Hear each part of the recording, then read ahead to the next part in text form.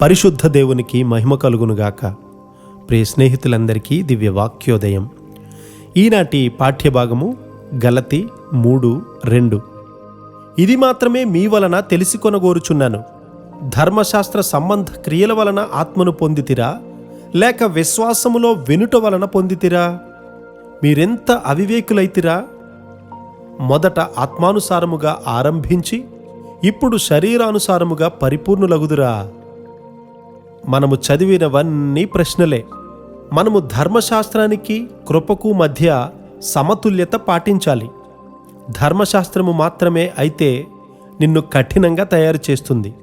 నీలో కనికరము, దయకు ఎలాంటి స్థలము ఉండదు.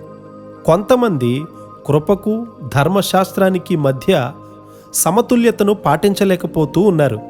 అది పెద్ద తప్పు. సేవకులనేవారు మొదటి తప్పుగా ధర్మశాస్త్రాన్ని నిర్లక్ష్య పెడుతూ ఉంటారు.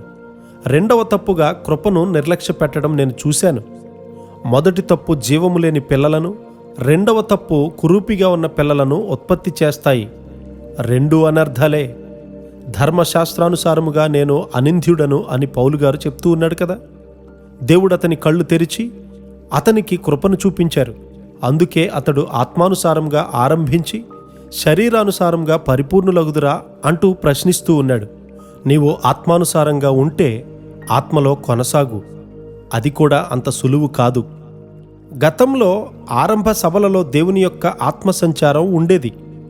ఎవరు కూడా అనవసరమైన మాటలు మాట్లాడేవారు కాదు. నీవు ప్రార్థన చేసుకోకుండా మాట్లాడుతున్నావే అని ఎవ్వరికీ చెప్పబడలేదు. ఇప్పుడు సభలలో మాట్లాడేవారు ఆత్మలో దిగజారి శరీరానుసారమైన మెట్టుకు చేరారు అని చూపెడుతూ ఉంది.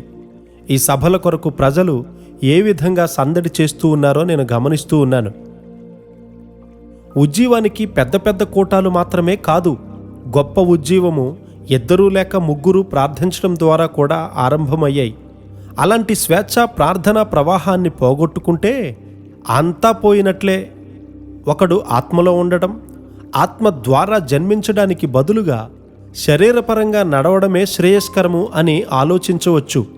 మనము అలాగూ ఉండకూడదు. ఆ విధంగా ఉంటే ప్రతిదీ భారంగా ఉంటుంది. ప్రార్థన తగ్గినట్లయితే ప్రతివారి భారము ఎక్కువైపోతుంది. మనము ఆత్మలో ఆరంభించాము. మన సేవను శరీరానుసారముగా పరిపూర్ణము చేస్తున్నామా? ప్రస్తుతము జన్మించకుండా ఆత్మలో నడవకుండా ఉన్నారు. ప్రస్తుతము అలాంటి అపాయకరమైన స్థితిలో మనందరము ఉన్నాము. మీలో కొంతమంది ఆత్మలో జన్మించకుండా ఆత్మలో నడవకుండా ఉన్నారు. యాత్రికునికి ఉన్నటువంటి మనస్సు మన హృదయాలలో కలిగి ఉండాలి. మనము యాత్రికుని మనస్సు పోగొట్టుకుంటే మన పని అంతా అయిపోయినట్లే. మనందరము ఆత్మలో ఉందాం.